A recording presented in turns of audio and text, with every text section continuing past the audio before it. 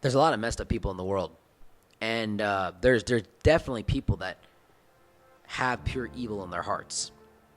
A lot of people debate this idea like, oh, everyone's a good person deep down. Like, there's some people that have done some things that are very, very bad. But I will say this. Many of the people that you think are very bad aren't really that bad. I don't really know a lot of evil people in my life. I only know maybe like 1, 2 on a personal level. The evil people I'm talking about here are like in the cartels, in like organized crime. Like, that's what I'm talking about. But outside of that, I don't really know anybody in these industries, right? Probably a lot cooler if I came on here and I said that I did. Like, yeah, I know this person, I know that person. I really don't. But at the same time, I'm grateful that I don't. I'm not involved in that kind of business or that kind of lifestyle. And, it probably is for the better. It definitely is for the better. But what I will say is that a lot of people that are very negative to me, and there's definitely a lot of people that are very negative, I don't necessarily look at them as negative people. I don't look at them as evil people. I don't look at them as bad people. See, when people are suffering, their suffering bleeds out of them. It oozes out of them.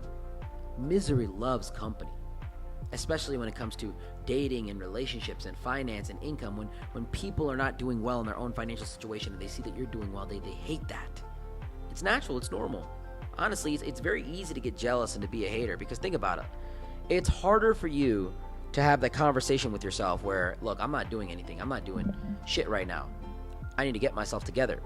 I'm lazy. I'm unmotivated. I'm not intelligent enough to make this happen. Like, I'm egotistical. It's harder for people to have that conversation with themselves rather than to say, oh, this person doesn't deserve it, or this person is just such a fake person. Like, so many people look at me for the podcast that I started, and we get tons of people that watch us. We get millions of people a month that watch my stuff and that engage with my stuff.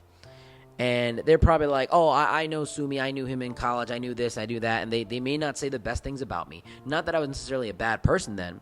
It's just that they know me as a regular guy, a regular person. And I still am that regular person. I just have a large platform now. And they're probably like, he's not saying anything crazy. I was there too, blah, blah, blah. And it comes from a place of hate. It comes off as negativity. But I understand where they're coming from because I don't blame them.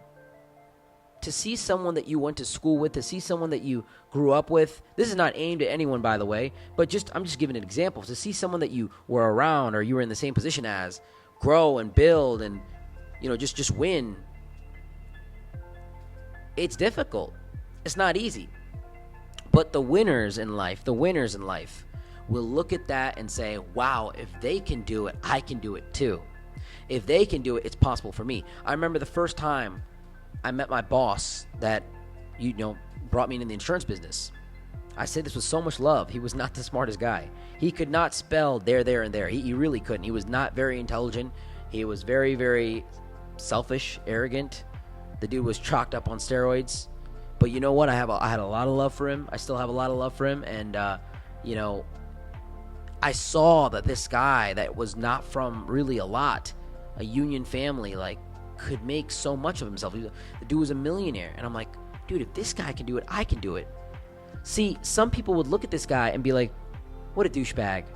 Driving around, chalked up on steroids, thinks he's the coolest person in the world because he really did come off like that. He really did come off with an ego. And he had an ego for sure. And I'm not sure about how he is today, but probably still is. But yeah, I would look at this person and I would be like, dude, I would be so inspired. I was just like, I don't have to be like him. I don't have to say the things that he said or do the things that he did.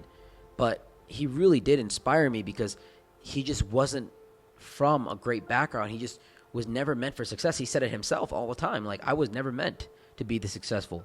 I was never meant to have all these things.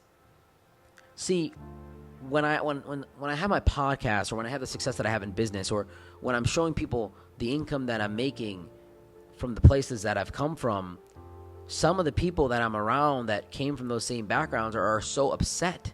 They're so negative. And I'm like, why can't you see that this could be you? This could easily be you. But you're just negative about it. And so what I do first is I have compassion. I have empathy.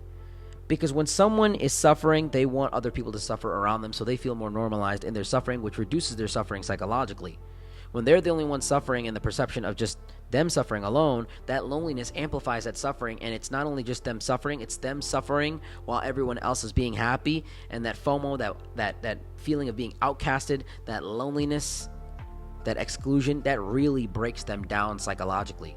So the mind is naturally going to try to loop in people with the suffering. Many women do this with their single friends or their friends in relationships, where they're like, single girls love to make other girls be more single. Like, it's probably one of the worst things that you could do. Stop listening to women that are on OnlyFans or that are very, very single that can't have a relationship. Stop listening to these people for relationship advice. Dumbest thing that you could do. Stop listening to broke guys talk about financial advice and do this and do that. Like, oh, this is how I recommend you do this. Stop listening to about 99% of people, because 99% of people are not in the 1%. Listen to the people that are in the 1% in the category that you want to grow in. Whether that's dance, whether that's cooking, whether that's just making money, whether that's landscaping, whatever it is, look at the people that are in the 1% and just listen to them. Stop listening to 99% of people, because they're just not qualified to give you advice. And you know what's messed up? Sometimes the people in the 99% are people that you love and care about and that are actually just genuinely like good people overall. They're just giving you bad advice. They're just giving you negativity. Many of the good people in my life will give me negativity. I have a buddy of mine from college that hit me up, and he's like, let's hop on a podcast. And I'm like, I just can't bring you on a podcast like that. You know what I mean? I have a duty to my listeners. I have a duty to everybody that follows us. Every time I come on here and I make an episode and I talk to you guys, I think about everything that I'm going to say. I really have changed the way I live to be able to give my best to everybody that listens to me. Like, you guys don't understand the work that we put in here on the back end of ThoughtCast. And he's just like, no, let me just hop on there and talk my shit, quote unquote. And I'm like, you can't just do that. It's not appropriate. It's not productive. It's not efficient. I have a lot of respect for everybody that listens to my podcast. I have so much love for you guys for staying with me since day one.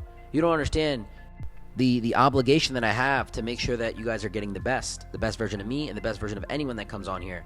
So I'm very, very strict with who I bring on this podcast and who I do guest episodes with, or who I let even influence my day-to-day mind. If they are not productive people that are giving me positivity, I not immediately, but I respectfully cut them out.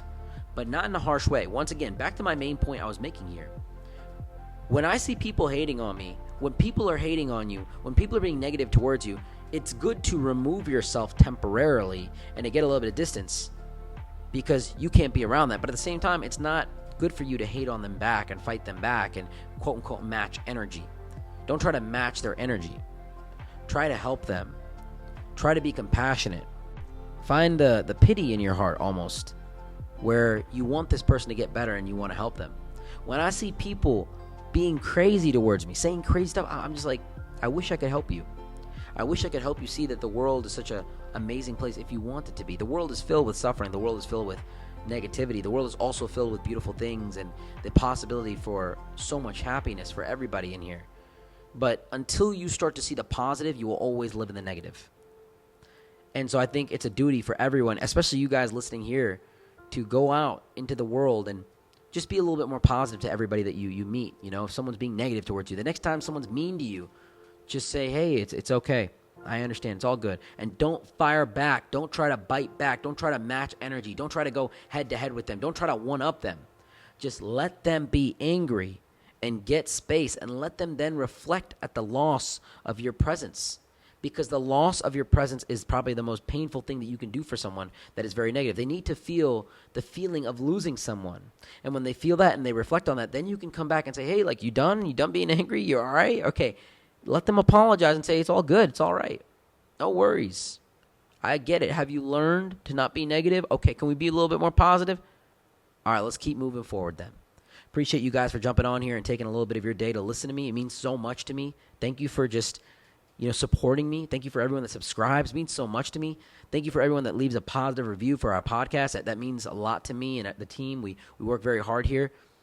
I'm going to keep putting out the best content I can. If you guys ever want to work with me in one-on-one coaching, the link is in my Instagram bio. You can apply there. You can definitely talk to me and see if I can help you in your situation.